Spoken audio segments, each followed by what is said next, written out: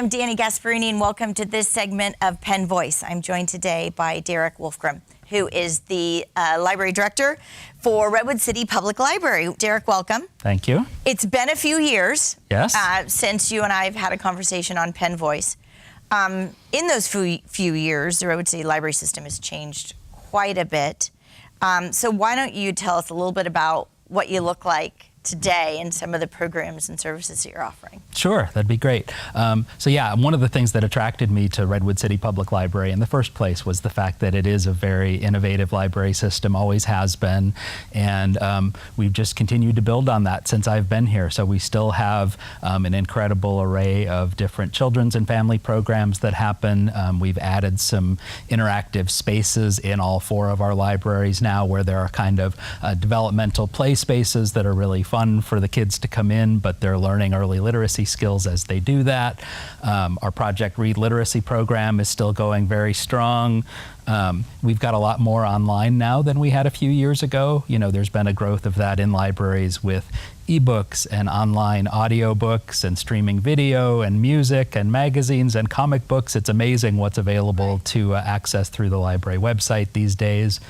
A couple of newer programs that we have added. One great one is called Career Online High School. We have a program that actually allows people to earn their accredited high school diploma at the library. It's not a GED course, it's an actual diploma. So we graduated 3 students last fall, and we're graduating 3 more this spring. So we'll actually have 6 people that have their high school diplomas from Redwood City Public Library.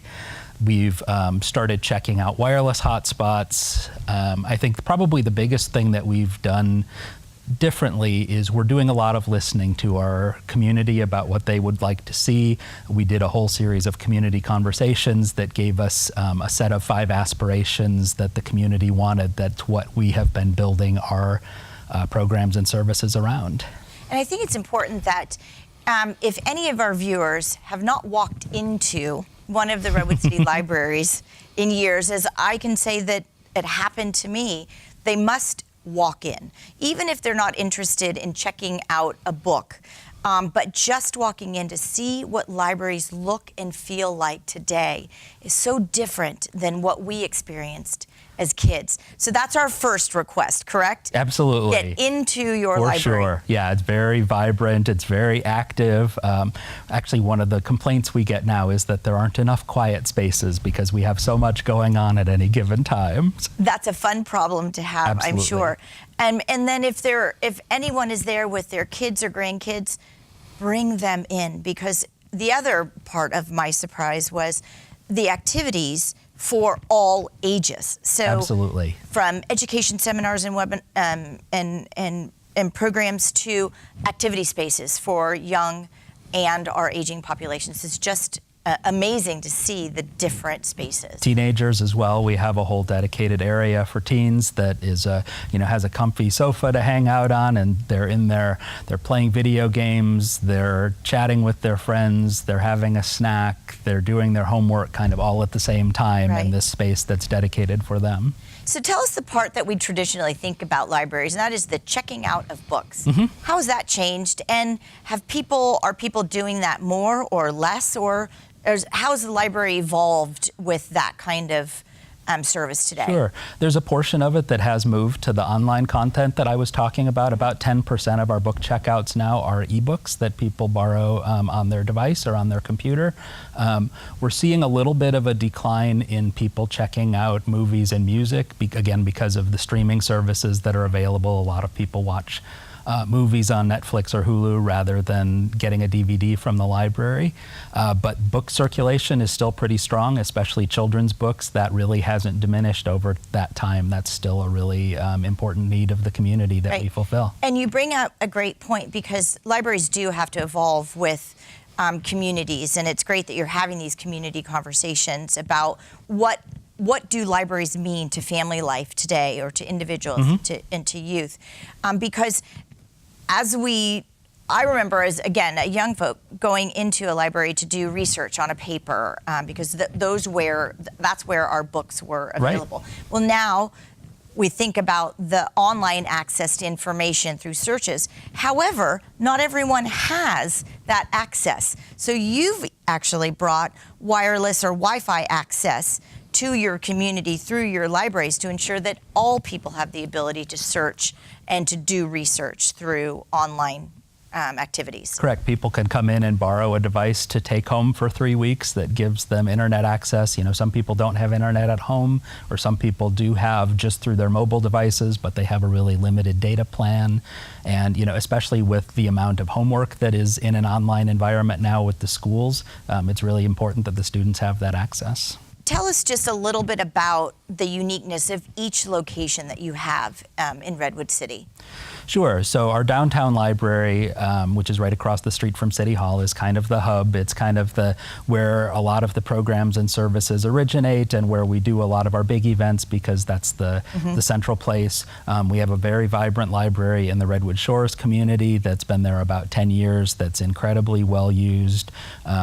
It checks out probably about 2/3 as many books as the main library does, even though it's only about half the size. And I love its access to the marine, sort of the waterways. It's just a great combination of that outdoor feel and that outdoor environment feel to also the library. So while we're on the subject of Redwood Shores, there are a couple of things that are going to be happening there. We have an interpretive center that I'm sure you've seen about the wildlife and the ecology of the bay. We're raising some money to make that more interactive, replace some of the just panels of text with touch screens to make it more engaging and more educational. We're also in the process of working with Chris Beth and our Parks and Rec department to put a 100-foot-long pirate ship outside the story room at the library. So there's going to be an interactive art play area around this pirate ship, which I think should make me the envy of every library director in the country, to have a big pirate ship that's part of one of my elements of our service to children. Right. And then we have a small neighborhood library in the called Shaberg, which is in the Roosevelt neighborhood, right near Roosevelt School and Key Market. That tends to be a little bit more seniors in the neighborhood, although we do get a big after-school crowd from Roosevelt as well. But mornings, it's a much more kind of quiet place. A lot of people like to pick up holds there if they don't like to pay for parking downtown. Shaberg makes that accessible because it's not far from downtown. And then we operate a library in the Fair Oaks community that's in the Human Services building that we just remodeled last summer, remodeled and expanded. We added a teen space there. We have some great new technology in there. We've tried to, we put a great childhood, the early learning spaces I mentioned, the one there is all based around the concept of a farmer's market truck. So while it's teaching early literacy skills, it's also teaching food and nutrition information. And that's a very beloved neighborhood library for the Fair Oaks community. Well, and you mentioned a little bit about the pirate ship, so you gave us a little bit of a view into the future for the Redwood Shores Library. But what's the future of libraries in Redwood City? So there are a couple of things that we have going on. One that's coming up right soon is we have a program called Library Takeover, which we are inviting members of the community to suggest programs or ideas for things they'd like to see happen at the library that haven't been happening. Particularly, we're hoping those will be targeted towards underserved populations who don't come into the library as much, our seniors and veterans and LGBTQ, people of color, people with disabilities. And we actually have a mini grant program that people will get grants to help the library put on the event that they like to see. So, I think that's my vision, is that we're really that responsive and that connected with what's going on in the community. I think that's really important. So Derek, tell us some of the new programs that are going to be happening this summer. Sure. We always have our Summer Learning Challenge every year, that we have thousands and thousands of kids come to the library and track their reading over the summer to keep them reading so that they don't lose the educational progress that they're making during the school year. And we have tons of fun activities. There's something every week at all 4 libraries with magicians and detectives and puppets, and just really engaging, really exciting performances for the kids to take advantage of. So everyone should definitely be a part of that. Something that's relatively new at the library that people have been really excited about is we've actually added some rooftop beehives at the downtown library, which people really love that we have those, and we've added a little interpretive area in the children's section about about pollinators and their role in the food supply, and we have a local beekeeper who's going to do some programs to help teach kids about the importance of bees in our environment. We're working on gearing up for construction of a makerspace at the downtown library. So not only with tech tools like a 3D printer and laser cutter and those kind of things, but also some things that people might not have at home anymore, but that are important for crafting and hobbies, like sewing machines and other things that people can interact with.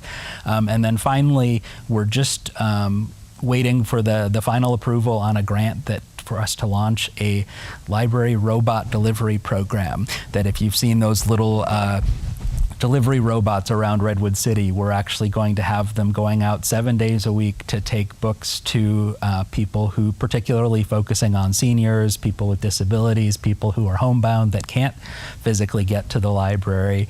So the robot will bring the book to your door, and then it'll come back and pick it up and take it back to the library when you're done with it. I love that. There's something for me that just having the book in my hand, it's such a tactile thing that I much prefer to read a book that's a live book that's in my hand versus a book that I've gotten on one of my devices. So I appreciate that delivery system so very much. Well, and everything is not available in ebook. A lot of the newer and more popular things are, but if you're reading, all the books from an author that you've come to enjoy, they might not all be available electronically yet. Right. How can people get involved? How do we support the library? I know you're really encouraging activity and people to come down and visit, check out books, take advantages of the education seminars and the activities within libraries, but how else can we help you?